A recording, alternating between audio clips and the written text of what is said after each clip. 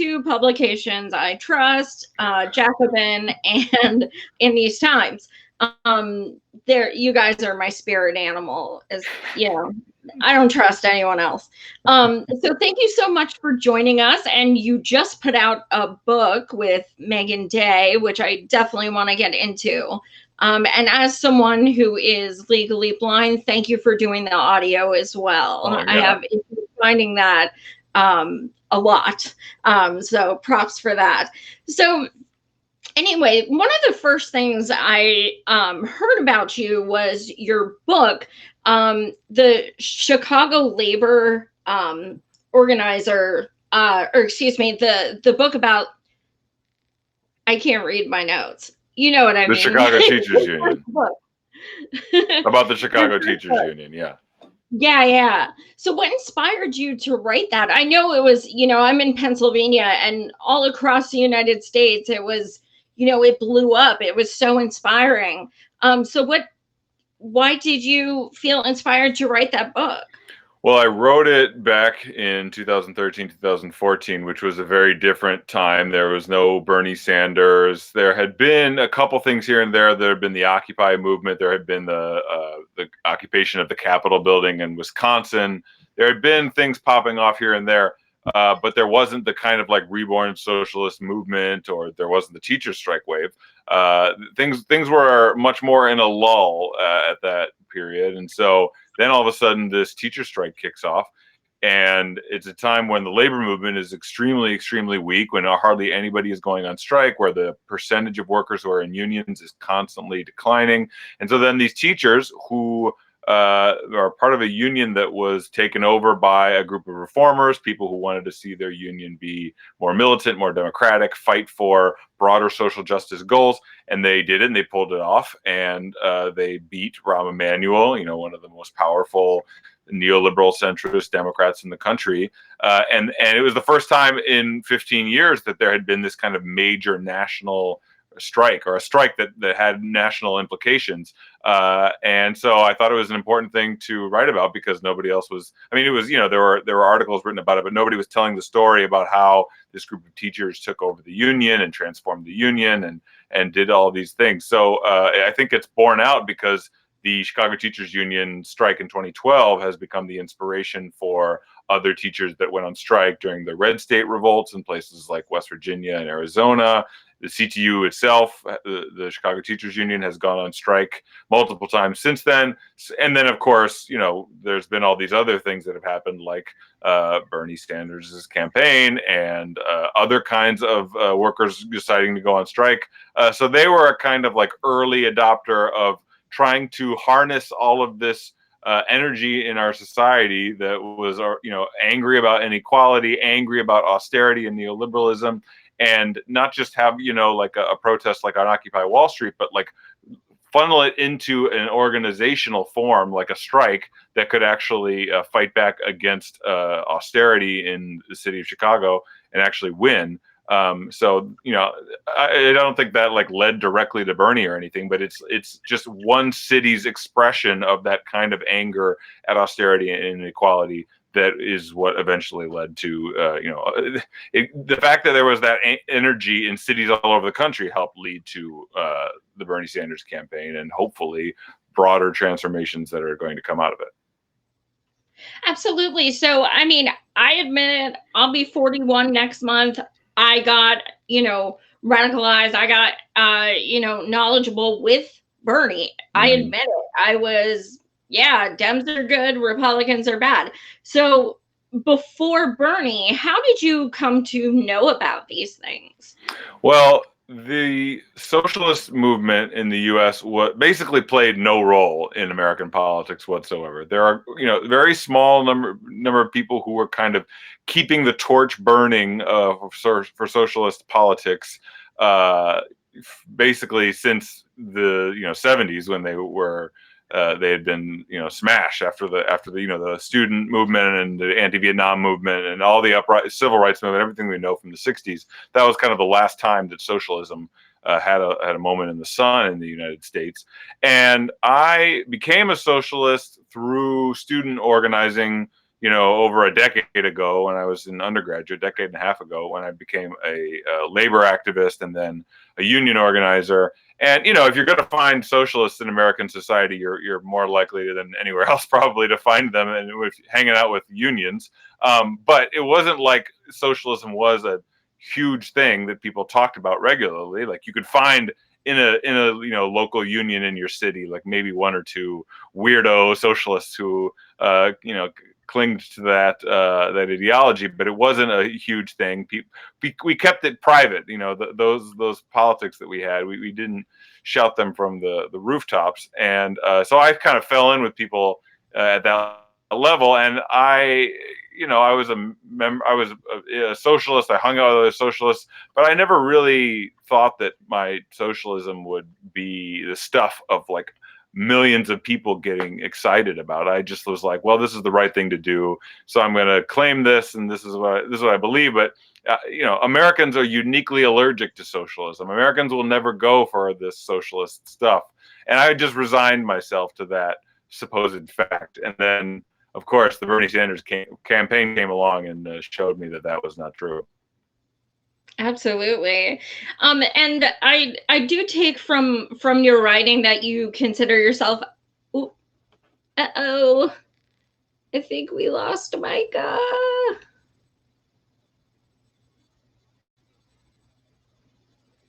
Yeah. I'm sorry, guys. There we go. Not sure what happened. Sorry about that. I was going to say, I take from your writing that you do consider yourself a Marxist. Yeah. And what is that? Essentially, what does that mean to you? What do you ascribe to? That's a good question. One that nobody has really asked me so far since we wrote this book. There are different. You can be a socialist without being a Marxist. There were kinds of socialism that existed before Marxism. Often called utopian socialists. Various, and there's still people today. There was like a flare up on Twitter today about Nathan Robinson, the editor of Current Affairs, who considers himself a socialist but not a Marxist. For me, what is most important about Marxism is not. Well, let me first say what is not important about it. Especially because of the Soviet Union and because of Stalinism, there's this whole history of Marxism being like this immortal science, these laws of history that we have to, this is how history works. It's like a rigid orthodoxy of how the world functions, and I don't think that is a useful way of using Marxism or any other kind of ideology. Frankly, it's kind of like fundamentalist Christians, sort of like, well, they have a question, and so they like turn to the Bible and they find here's the answer in the Bible. Like I will quote this passage at you that will tell you what you need to do, rather than like actually using the Bible to wrestle with the specific questions that are being presented to them in their lives. And Marxism is the same way in the terms of how I view it. It's a sort of a generous orthodoxy. Like the fundamental insights about Marxism are really important to how I see the world. I think that they've been pretty much borne out over and over again to be correct. The working class and the ruling class don't have anything in common. The working class gets what it can through struggle, not through like asking nicely to the people who are in charge. Under capitalism, there are the gains that the working class is able to make are always tenuous, because it's ultimately the capitalist class who has the power in our society. Insights like that come from Marxism, and of course, there's a million more things that can be talked about. Some of which I agree with, and some of which I think can be dispensed with. But I do think that the fundamental way of seeing the world that comes through Marx and through Marxism and the whole tradition that has come after it. Stalinism is a part of the Marxist tradition, but so is democratic socialism. So are thinkers like Ralph Miliband, who's probably one of the most important, most influential thinkers to me. Michael Harrington. Like there's a million different variants on Marxism, but fundamentally, that kind of belief in the need for class struggle and for like working class people to organize themselves to take what is theirs from the ruling class that is going to always try to take the nice things away from them so that they can hoard all the nice things for themselves. I mean, all of that comes from Marxism, and so I think that people shouldn't be afraid of that kind of that kind of thinking. That's what informs the writing that we do at Jacobin every day. It comes from a kind of Marxism that has a strong commitment to democracy and to basic liberties, basic liberal rights that people have, but that also believes in the necessity of class struggle. Absolutely. Yeah, I had Nathan Robinson on last week, and he just gets so much shit. I don't understand. And I had a similar discussion with him, and then I had Eric Blanc on the show Monday, and we had a discussion as well. Something I'm interested in is, do you think that these labels are necessary? Because you have social democrat, democratic socialist, communist, is it necessary, or does it create divide? Well, I do think it's necessary, but you have to be careful about how you go arguing for this stuff. I mean, if you look at how Bernie just ran his campaign, right? He did not run from the label Democratic Socialist, and instead he very much embraced it. If anybody asked him, he would say, "Yes, I am a Democratic Socialist," and he treated the American people as adults, right? He was like, "You guys are mature enough to even if you don't think that democratic socialism is a good thing, you're mature enough to hear me say that I am a democratic socialist and not, flee for the hills. We're past the McCarthyist era where you have to, where people react that way to anything that smacks of socialism." I think it's important to not run from those labels because, I mean, I don't, there's no better way of describing the way that the world works to me than what democratic socialists argue, that this is how the world works, and it's a perfectly acceptable thing to be a socialist, and that was what McCarthyism and the Red Scare was all about, was trying to smash any kind of class politics, anything that smacks of socialism, because bosses rightly recognize that when workers get ideas in their head about socialism, they want to fight. They want to they start asking questions about why these billionaires have all of the stuff and how come the workers aren't allowed to have any. So I think that I am a Marxist. I'm a democratic socialist, and I'm going to proclaim that, and I try to spread that kind of message.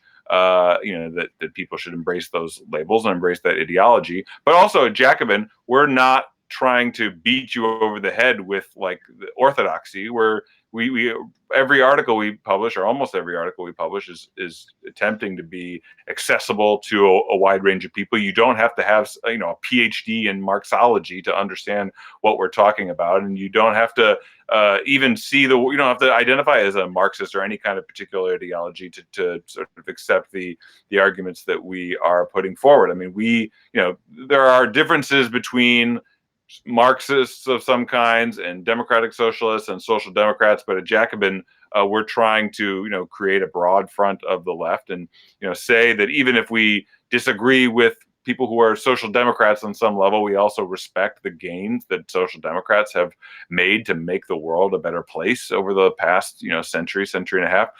So I guess that I just keep coming back to that phrase that actually comes from my own background growing up in a church, a generous orthodoxy. So, have a kind of body of thought that we adhere to, and not be ashamed to claim that body and not be ashamed to defend it, but also have that orthodoxy be generous enough that we can bring all kinds of other people in, that we're not super rigid, and that we play well with others. Right on. You did write an article, and it's called "What Today's Socialists Can Learn from the 1970s New Communist Movement." So can you just kind of give a summary of that? And also, what kind of feedback did you get from that? Were people receptive? Well, that article is an interview with the author of a book called Revolution in the Air, which is a history of the new communist movement from the 1960s and 70s and into the 80s.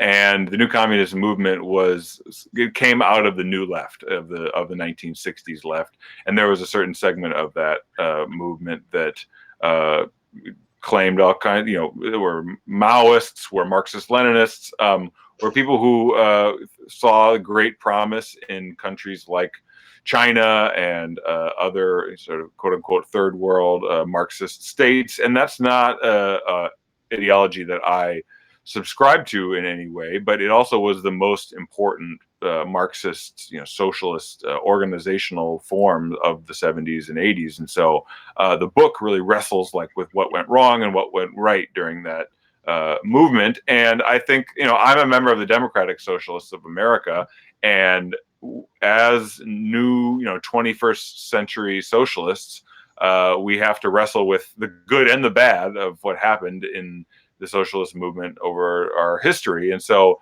my interview with that author was an attempt to wrestle with exactly those questions. I mean, I think that we should probably not insist on, defending Stalinism. I think that Stalinism was very bad in many important ways. So, I would want to dispense with that for socialists of the 21st century, as well as the undemocratic in organizational practices and all of the rest of it, cult of personality.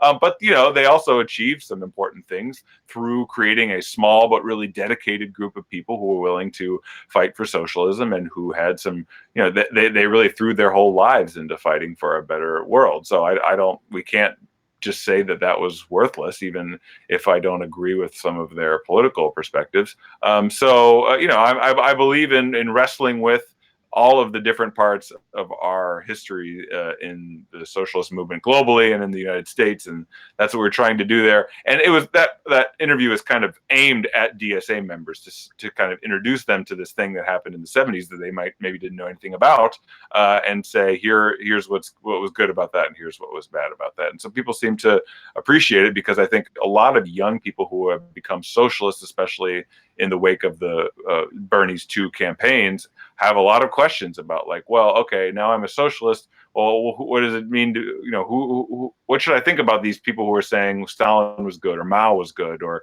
that they were bad? What do I think about all of those things? I encounter people like that on the internet, or who they show up at my meetings. What does that mean? And so that's what we were trying to do there. And that's something that we try to do regularly at Jacobin, is to kind of introduce people into that history, and give them a guide for it.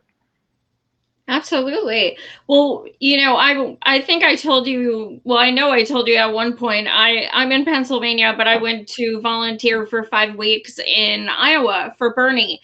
And Chicago DSA, we could not have done a fraction of the work without you guys. We couldn't have. I was at Davenport, which was, about a 2-hour drive, and hundreds of you guys came every Saturday and Sunday and just knocked doors like crazy. I mean, I just can't thank you guys enough. You guys were just imperative in our success that we had there. And now Bernie has on his website, he wants us to join DSA. That's fucking amazing. Yeah, we have a section. The book is called Bigger Than Bernie, but we have one chapter in the book that is about Bernie himself, and we kind of go through his life and what its relationship to the broader things that were happening with the social movements with the left. And we say that the fact that Bernie was a member of the Young People's Socialist League in the 60s, he was only a member when he was a college student, but it clearly impacted the way he saw the world for the rest of his life. And it was the reason that his career ended up the way it did. And that's because socialist groups like the one he was a part of give you a certain kind of political education, and then they tell you to go out into the world and go make it happen. And so the same thing is happening in the Democratic Socialists of America today. I mean, I never went on the bus with the Chicago DSA members who came to Iowa, in part because sometimes the buses were full, and so I had to find another way to get to Iowa because there were so many people who were so on fire for Bernie Sanders, even in the weekends when it was 5 degrees out and it was bitterly cold. We went to the first weekend I went to Iowa, we went to Clinton, and that was just the worst. I grew up in the Midwest. I'm used to being cold all the time, but it was just some of the most bitter cold I've ever encountered. But there were like 80 people who went to Clinton and who were, knocking on doors throughout this bitter cold because they, believed in the vision that Bernie was putting forward. And they saw themselves, because they were socialists and because they were members of the DSA, they were like, well, then it's my role to go out and fight for this to happen. And those same people are, doing non-electoral stuff all the time. They're fighting for immigrant rights and for affordable housing and union rights and all of the rest of it. But during the Bernie campaign, we were some of the hardest core of the activists. Not the only ones, of course, but like some of the hardest core of activists who were doing things like showing up to Davenport and knocking on doors for Bernie. Oh yeah, absolutely. You guys were like, okay, where's it? And we're like, it's like below 6 degrees. I went door knocking with some of you guys, and I'm like, I'm sitting there with like a ski pole, like, and they're like, here, I'll get this one. I'm like, oh my God, you guys are amazing. Like, you guys, I can't even tell you how amazing you guys were. It was really incredible. So touching on your book with Meagan, Meagan Day, that is, to people watching, follow her on Twitter too. She's a badass. And I don't know why she gets shit either. I don't get it. It's a thankless task to be out there advocating for socialism. You draw a lot of haters. Yeah. But you do it because it's the right thing to do. Yeah, for sure. Yeah, I mean, the book you guys wrote, it actually, you started writing it when Bernie was still running. So, now that's got to be kind of sour in another way, because, you wrote it that, it was still kind of going on. And now a lot of us are so disheartened and hurt and feel betrayed in some respects. So how was it, promoting this new book and then being like, oh my God, he fucking dropped out? Well, in general, I would not suggest releasing a book during a pandemic. It's not the best way to have your book get a reception. I mean, we're in this moment where nobody knows. I mean, like, if there were any other time and Bernie had dropped out, we would be having a much different public conversation because we would be our attention would be focused on that rather than like, how do we get enough ventilators for people? Like, how do we all prevent ourselves from getting sick and dying? So we're in this very unique moment right now. But, there are a lot of people. I mean, clearly, we just talked about all these people who threw their entire lives and made great personal sacrifices to try to get Bernie Sanders elected president.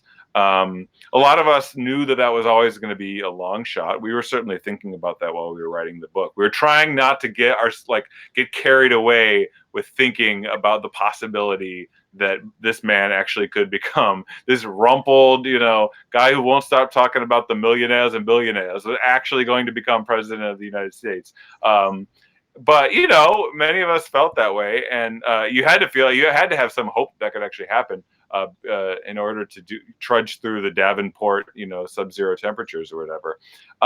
But on the other hand, this guy was running on a platform, and it's not like Bernie was, that here's the center in American politics, and like most progressives are here, and then Bernie is just a little bit further to their left, right? Like, he was arguing for a fundamentally different way of doing politics in the United States. His campaign slogan was "Not me, us." He showed that you could not just be like a progressive, whatever that means, but like actually say, I'm a democratic socialist, and not be ashamed of it and not get laughed out of the room. And in doing all that, and in showing that a different way of doing politics was possible, he helped inspire this massive movement. He inspired all kinds of different, offshoots from his campaign. And so when the campaign ended, for me, as somebody who's been a socialist for a good decade and a half or so at this point, I was sad, of course. I mean, I cried watching his announcement that he was going to suspend his campaign. But I also was keeping in mind where we had come from. Like, the left was in such dire shape for so many years, for decades in this country. And Bernie helped really rejuvenate that movement. That movement is reborn because of his two campaigns. And so I was sad, but I was also like, this was probably the most likely outcome to have happened. And in the meantime, like, we have all these incredible opportunities that we have never had before during my lifetime or during many other people's lifetimes. So, it was hard to watch. And there are, of course, things that I wish he had done differently. I wish he had not suspended his campaign, for one thing, especially as, the more and more evidence comes out about this very credible accusation of sexual assault against Joe Biden. I mean, like, any decent person is hopefully thinking the same thing as they're watching that happening. But also, like, I wish he had been around to advocate stronger from from the perch of his campaign for a stronger response to the coronavirus. Of course, he's doing that, as a senator, but like, it would mean something different if he were still on the campaign trail. I wish he had gone harder against Joe Biden. Personally, I wish he would drawn the distinction between him and Biden more and talked more about things like how Biden helped sell the war in Iraq to the American people and all of the other bad things that we know Joe Biden's done. But I want to have that conversation, but I also think that, like, foremost, we should emphasize that we are in a different world now because Bernie Sanders ran for president. We have all of these new opportunities that didn't exist for us before, and we should take advantage of them because they've given us potentially the chance to transform the world if we can keep building the us of the not me us that Bernie was talking about. Absolutely. I mean, you even take like the 30 candidates who ran on the debate stage, they're Medicare for all, free college tuition. If Bernie never ran, we know damn right well those things would not even be brought up. So we definitely do need to acknowledge how many lives he's changed. E. Heller 42 states, DSA doesn't exist as a political party. How can DSA use its leverage to build political party coalition around third parties like the Greens? It's a good question. I personally have to say that let me back up for a second. Clearly, if you didn't think that there was something wrong with the Democratic Party before Bernie ran for president, hopefully his two campaigns showed you that there's something very deeply wrong with this party, right? This party that's supposed to be like the left party in this country, that's supposed to be fighting for the people, fighting for the working class, and yet when somebody like Bernie comes along and he's like, hey, I think people should have free healthcare like they have in literally every other wealthy country around the world, they do everything they can to just smash him and destroy him and mock him and do anything to stop the stop him as a candidate. So clearly there's something very wrong with the Democratic Party. And in most other countries, comparable countries, there are left parties, there are workers' parties, there are social democratic parties, there are socialist parties, and we don't have that here. And the reasons why are complicated. We get into them in the book. I mean, the whole political system in this country is arrayed against third parties. We don't have third parties not because people don't want them, but because the rules of the game are so rigged against third parties emerging that the two major parties get to maintain their stranglehold on our politics. So all of that said, as a background, we definitely need, there's something wrong with this party, and we would definitely be better off if we didn't have to deal with them.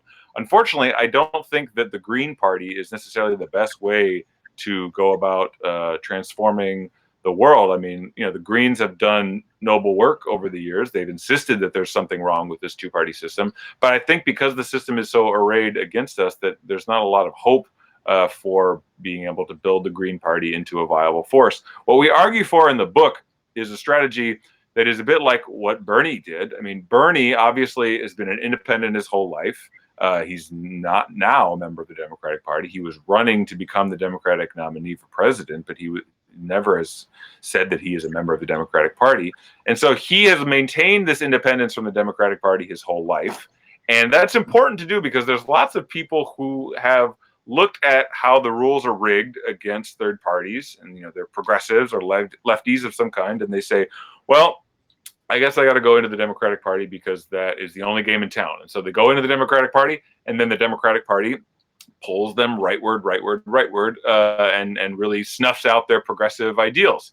So there needs to be some level of independence from that party. And Bernie showed how to do that. Bernie showed that you could keep that independence from the party. You could not become a sort of sellout, neoliberal Democrat, but that you could use the party's ballot line to run for office and to make transformational change happen. And so what we call in the book, which we steal from Eric Blanc, who was just on your show, he came up with this idea of the dirty break. And the idea of the dirty break is like distinct from a clean break. There's like, you say the Democrats suck, so we're gonna break from them. We're not gonna have anything to do with them.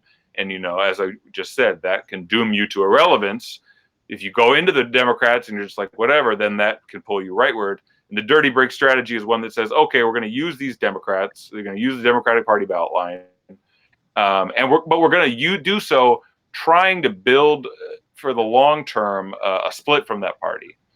A lot of things are going to have to change to be able to split from that party. We're going to have rules change and all kind, and we're going to have to get people in the mindset, like to that there's something wrong with the Democrats, because the Democratic base is working class people, African Americans, feminists, environmentalists, like people who want good things, but they're stuck with this party. And so we need to win those people over to the idea that you need to break from the Democrats. And I don't know, I was actually just talking to Eric today about doing a kind of follow-up argument about saying, like, so what are the benchmarks where we know that we're making progress towards that dirty break? Because honestly, the way we talk about it is kind of vague in the book, but we do know for sure that there is something deeply wrong with the Democratic Party, and that we need to figure out how to maintain some level of independence from them, because if we don't, we're just going to get pulled away from the kind of transformational change that we saw being put out there by the Bernie campaign, and we need to do everything we can to keep that transformational change front and center in our politics going forward. I think what you're saying is totally right on. I think my trepidation is that I know other people feel this way, is like, Bernie is, there's over 1 million volunteers. There's, there has never been a movement like this in so many of our lifetimes.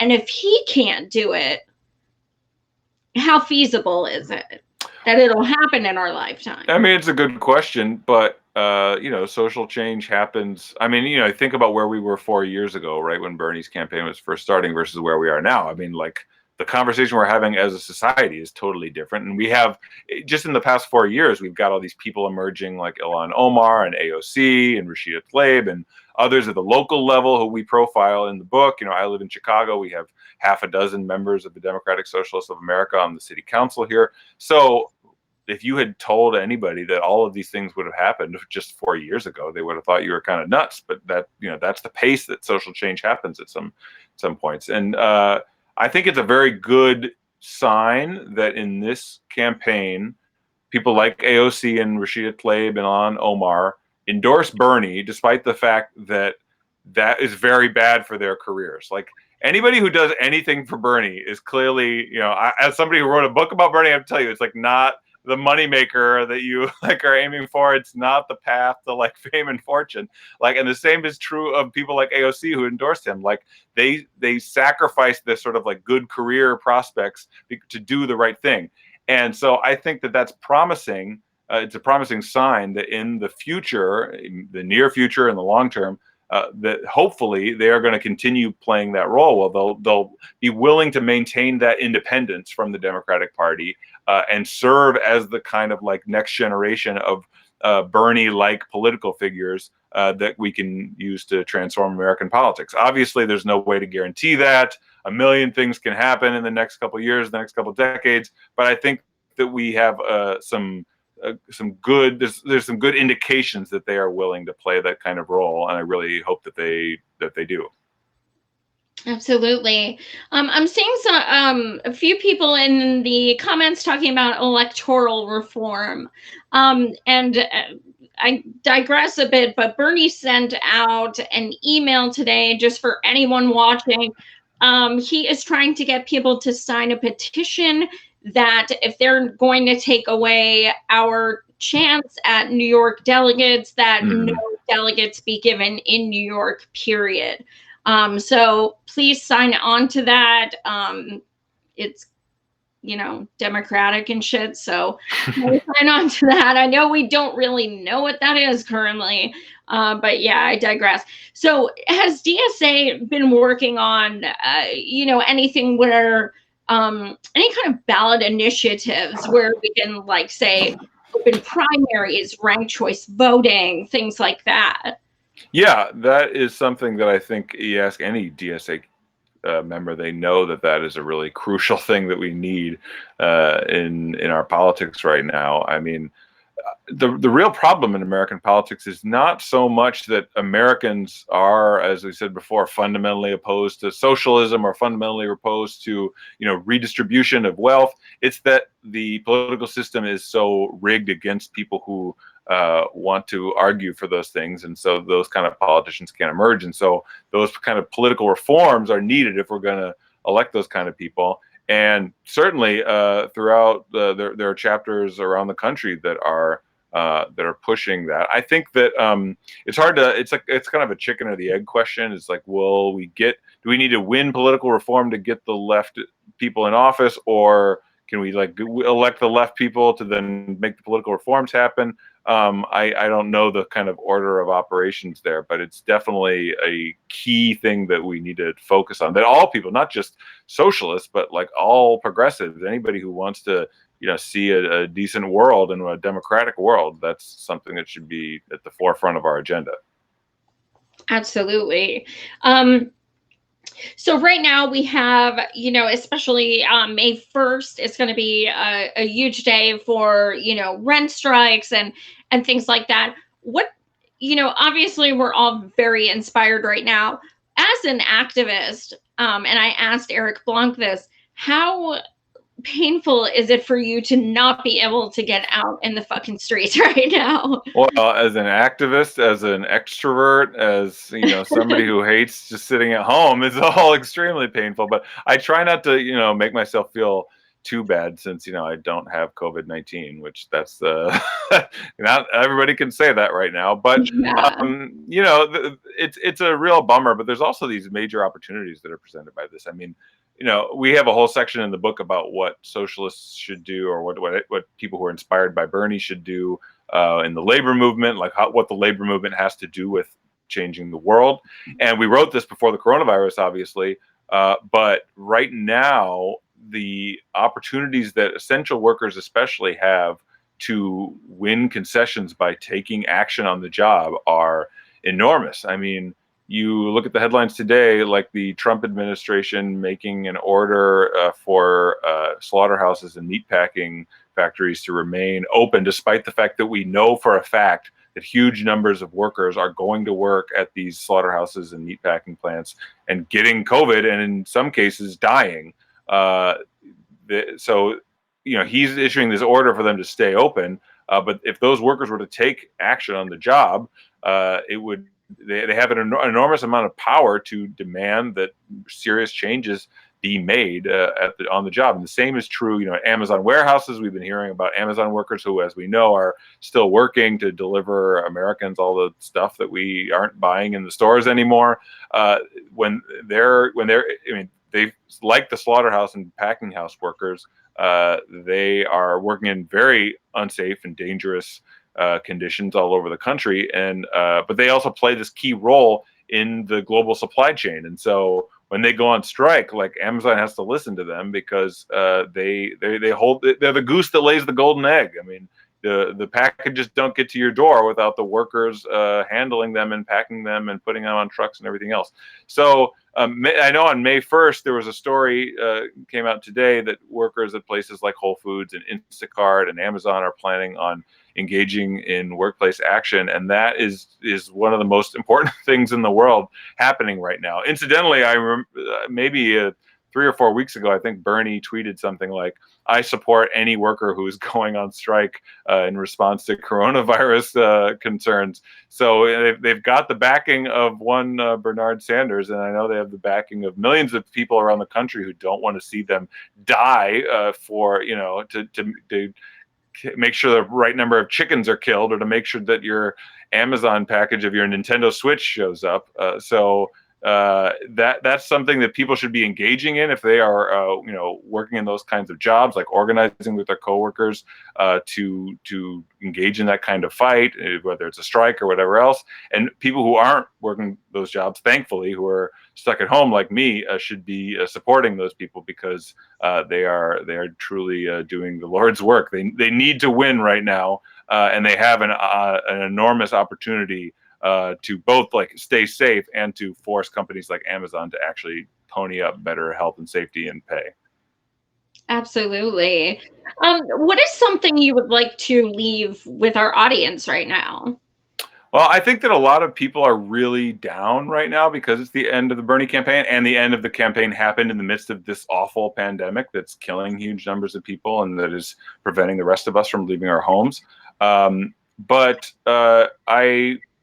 I mean, part of the reason why we wanted to write the book, even before the pandemic happened, was to take stock of everything that has happened over the last 4 years and say, look at this. This is incredible what we have done. This is an astounding amount of leftward movement that we have made since Bernie, and it comes from Bernie. We should not, some people want to say oh, well, it's all just like a movement and Bernie just captured some of it. No, I think Bernie did play a key role as an individual in all of that. But I also think that we made the Bernie campaign. I mean, all of us who gave him money and knocked on doors for him and talked to our coworkers and family members and all the rest of it, we made that campaign, and we can continue going forward to do organizing both in elections. We can run candidates who say that they're Democratic Socialists, who are inspired by Bernie. We can run those people and they can actually win. And we can also do organizing elsewhere in places like on the job. And you can do it through organizations like the Democratic Socialists of America. And we can take what Bernie has given us through his 2 campaigns and really run with it and transform the world. And people should feel really good about that. They should not feel like they shouldn't feel down. They shouldn't feel like they wasted their time being involved in the Bernie campaign. They shouldn't feel like it all came to naught and that the establishment, successfully beat the pulp out of us and they've won and we can't do anything against this big evil monster that is the kind of Democratic establishment and the corporate media. The corporate media wants you to think that. Rahm Emanuel, Nancy Pelosi, they want you to be dejected and defeated and feel like crap and just throw in the towel on politics, because if you do that, then they get to run the show. And we're going to continue sliding into the nightmare that we all know could be coming. So don't give them the satisfaction of if don't drop out of politics. Don't give them the satisfaction of you disappearing and stopping being a force that will demand those kind of bold left-wing politics that we all saw were possible through the Bernie campaign. So stay involved in this movement and help take it to the next level. Absolutely. Do you want to let people know your, where they can find your book, your Twitter, all of those fun things? Yeah, so I believe the book is 40% off right now through the Verso Books website, which is versobooks.com. So if you go there, the book is on the homepage. You can also order it through the Jacobin store, which is jacobinmag.com/store. I think it's only $12.95 through the Jacobin store. And I would hope that people read Jacobin regularly. We publish about 40 articles a week. We've got a quarterly print issue. We have books coming out. Me and Meagan's book was just one of the many books that we're publishing all the time. So we're putting all kinds of stuff out there for you to read, and podcasts, Jacobin Radio for you to listen to, and we're trying to throw lots of stuff out there that we hope is useful to people who I assume who are the viewers of your show, who are people who are engaged in politics and active and are looking for ideas that can help them figure out how to best shape the world. We're trying to put that out there. So check us out at jacobinmag.com. Absolutely. Thank you so much for joining us tonight, Micah. I appreciate it a lot. Yeah, my pleasure. Thank you guys for watching as usual. I have May is totally booked. It's going to be rad. I have Jen Perelman coming back the 4th. She's the one running against Debbie Wasserman Schill. 5/5, so Cinco de Mayo, I am going back on Humanist Report, and I have a huge fucking announcement, ridiculously huge, and I can't keep it inside anymore. So that needs to happen. So I have some other candidates, and I have Luke Savage coming back, and Shahid Buttar is coming back. He's going against Nancy Pelosi, and we got to get his ass in there because, well, you know. So in any case, lots of good shows coming up. Thank you again once more, Micah. I really appreciate it. And thank you so much for all you're doing for our movement. Thanks. You too. Take care. Bye-bye.